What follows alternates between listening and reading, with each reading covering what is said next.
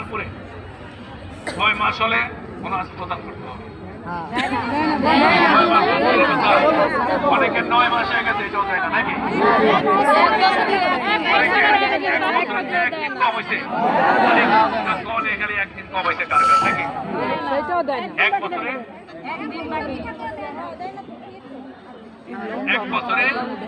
2টা বোনাস দিতে হবে, ঠিক আছে নাকি?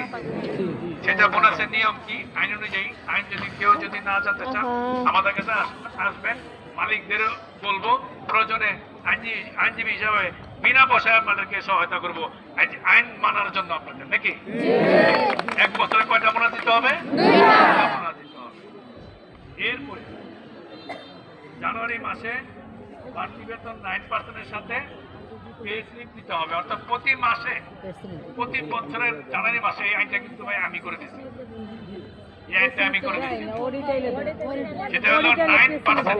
আন্দোলন করার দরকার নাই, সংগ্রাম করার দরকার নাই, কিচ্ছু করার দরকার নাই। 1 বছর কাজ করছি, 1 বছর কাজ করার পরে যে জানুয়ারি মাস না, যার 1 বছর 12 মাস হইব, যেদিন তার 12 মাস হইব ওই দিন তার 9% বেতন পাবো, ঠিক আছে নাকি? জানুয়ারি দিলে তো আমরা অনেক শ্রমিক দিলে পাবো না নাকি? যেদিন 12 মাস হয়েছে, মানে একদিন হয়ে গেছে, ওদিন আমার 9% বেতন পেয়ে যাবে, ঠিক আছে নাকি? এরপরে আসে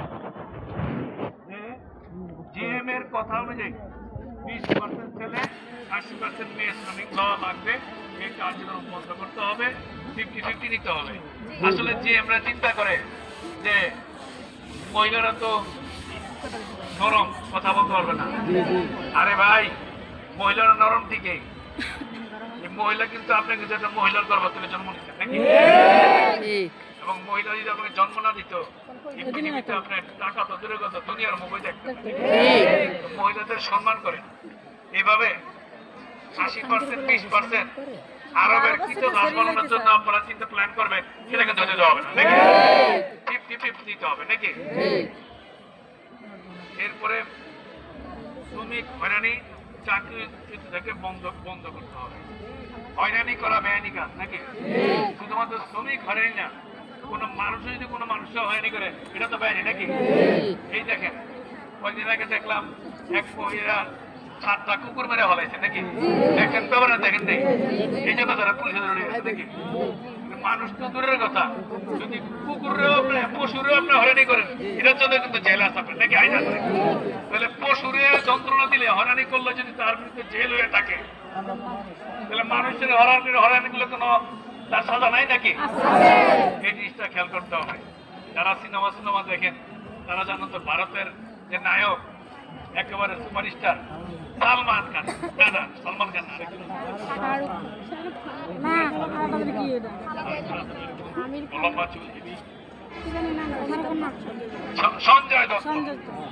সঞ্জয় দত্ত ভাই ভুলে গেছেন, সঞ্জয় দত্ত কি করছে, হরিণ মারছে, এই কারণে তার জেল হয়ে গেছে, ঠিক না? এখন পশু অত্যাচার করলে, পশুরে জুলুম করলে, হয়রানি করলে জেল আছে, আর আমার দেশের গার্মেন্টস শ্রমিকদের অত্যাচার করলে এটা কি ভাও হয়ে যাবে নাকি? এখানে যে 7 দফা আছে, আমি যা দেখলাম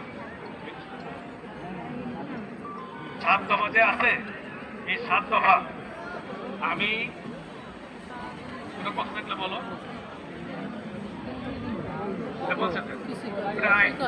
বলে দিব।